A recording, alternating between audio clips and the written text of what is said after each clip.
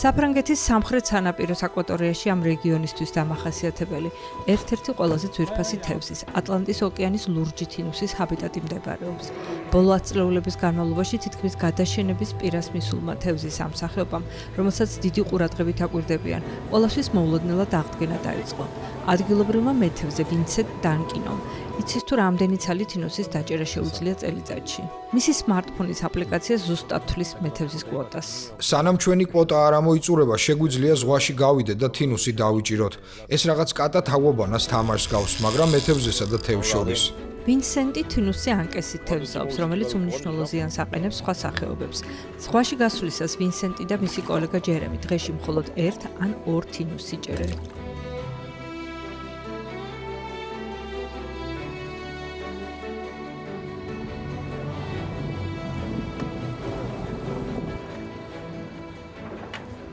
მაგრამ დღეს მხოლოდ თინუსის დაჭერისა და გაყიდვის საკითხი არ დგას დღის წესრიგში. ზღვაში გასულ მეთევზებს თანახმად 2 მეცნიერი საფრანგეთის ოკეანის კვლევის ეროვნული ინსტიტუტიდან.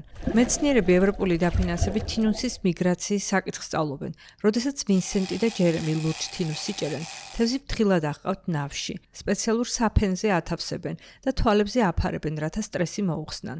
კვლევარი ტრისტან რუიე სპეციალური ხელსაწყოთის სწრაფად ამაგრებს თინუს ელექტრონულ ბირკას და თევზს ზღვაში აბრუნებს.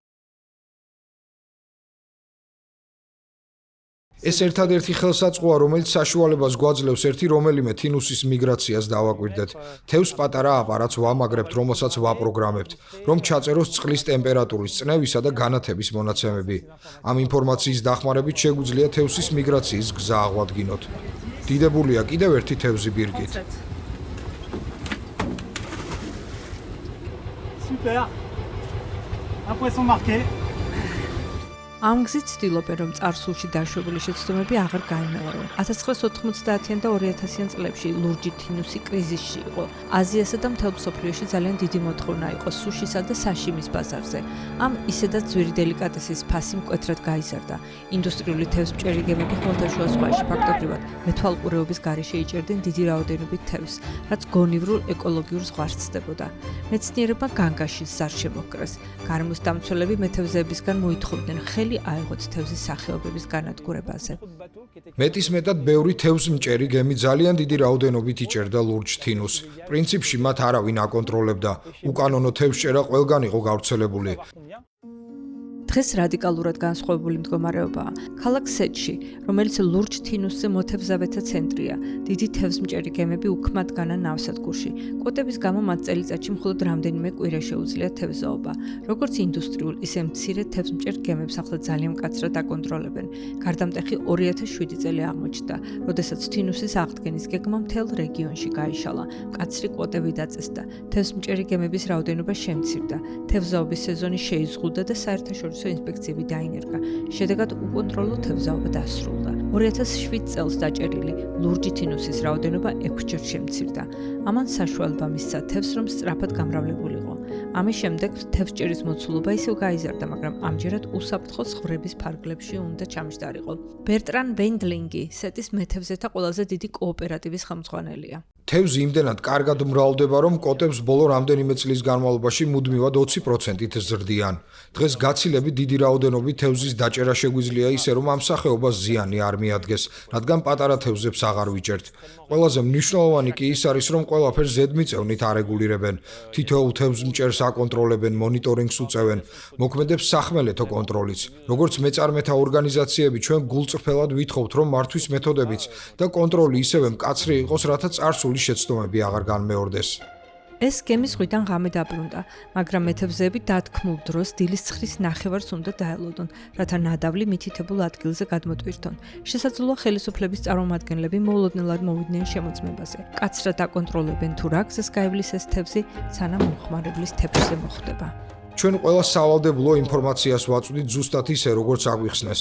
აი ასე. ასეთი კონტროლი საერთოდ არ მაწუხებს. მეთევზეები ამბობენ, რომ ახლა გაცილებით მეტ თინუსს ხვდებიან, ვიდრე ადრე. მაგრამ ეს სახეობა მიგრაციისკენ არის მიდრეკილი, რთულად მრავლდება და ყოველ წელს გამრავლების განსხვავებული მაჩვენებელი აქვს. მაინც როგორ უნდა დავწმუნდეთ, რომ მისი პოპულაცია აღდგენის გზაზე დგას. ტრისტან რუიეს კვლევის მეორე ნაწილი სწორედ ამ საკითხს სწავლობს. ზღვაში ბირკიანი თინუსის გაშვების გარდა, იგი ზღვაზე საჰაერო კონტროლსაც ახორციელებს.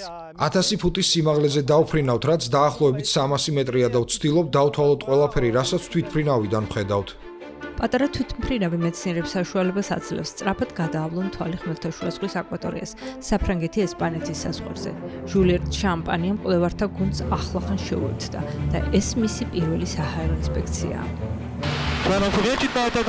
შეგიძლია ილუმინატორიდან გაიხედო და დააკვირდე. უნდა დათვალოთ თინუსის გუნდები, რომლებსაც დავინახავ წყლის ზედაპირზე, რათა შევადაროთ წინა წლების მაჩვენებლებს და ვნახოთ, როგორ იცვლება წლიდან წლამდე. ფრენები ერთსა და იმავე ადგილს ხშირად მიუვდება, რაც საფუძველს ქმნის, რომ მონაცემები თანმიმდევრული იყოს. აი ერთი გუნდი დავინახე, ხედავ?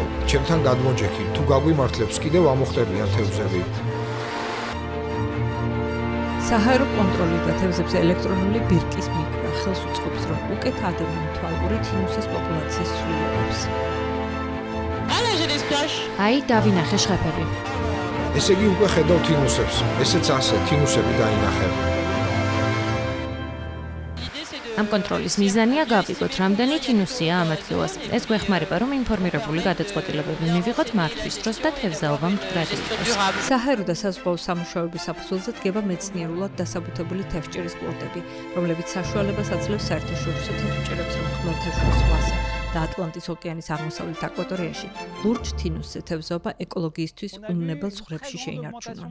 2000 წლიდან მოყოლებული 2020 წლამდე ძალიან იმატა თინუსის რიცხვმა. უფრო კარგად რომ მიხვდეთ, გეტყვით, რომ ერთი სეზონის განმავლობაში, რომელიც 8-დან 12 საჰაერო გასვლას მოიცავს, 60 გუნდს ვნახულობთ. 2020-ის შემდეგ კი ქონია შემთხვევა, როცა ერთი საჰაერო ინსპექციის დროს 300 გუნდიც კი დაგვითვლია. 2020-დან მოყოლებული გარკვეული სტაბილიზაცია შეინიშნება, თუმცა ზოგჯერ წლიდან წლამდე იმდენად ცვლადია მაჩვენებელი, რომ ჯერ დაზუსტებით ვერ ვიტყვით, შემცირებასთან გვაქვს საქმე თუ სტაბილიზაციასთან. საინტერესოა, რამდენად შესაძლებელია, რომ თინუსის რაოდენობა ისეთივე საშიშ ზღვრამდე შემცირდეს, როგორც ეს გასული საუკუნის 90-იან წლებში იყო. ამ პოპულარული სახეობისა და მეთევზეთა შემდეგი თაობის მომავალი იმაზეა დამოკიდებული, თუ რამდენად განუხრელად დაიცავენ მდგრადობის წესებს. On sait que ვიცით, რომ უკანონო თევზჭერა ისევ დაიწყო გარკვეულ ადგილებში, ამიტომ ამ მხრივ ძალიან მხიზლად უნდა ვიყოთ. თვალყურის დევნება ძალიან მნიშვნელოვანია. თუ კონტროლს დავკარგავთ თევზჭერაზე, ალბათ ისევ ძველი პრობლემების წინაშე დავდგებით. probablement on a des problèmes. ჯერჯერობით ლურჯი თინუსის ამბავი ერთ-ერთი ყველაზე წარმატებული საერთაშორისო პროექტია, რომლის წყალობითაც გადაშენების პირას მისული თევზის სახეობა მაინც გადარჩა.